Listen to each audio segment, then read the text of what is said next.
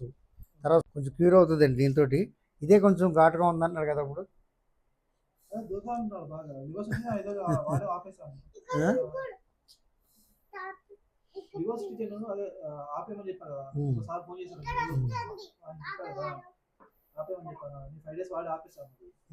వేయండి, అది ఇంకో 5 days వేయండి. ఎక్కువైపోతే మీరు క్రీమ్ పూయడమే, క్రీము చేసేసేయండి. ఒకటి ఇది కూడా ఇస్తాను నేను, చవన్ప్రాష్ లాగా.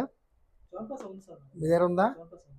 అదే ఆ చవన్ప్రాష్ మన ఇస్తానంటేనే మీ దగ్గర ఉందంటే నేను సరే అన్నట్టున్నాను.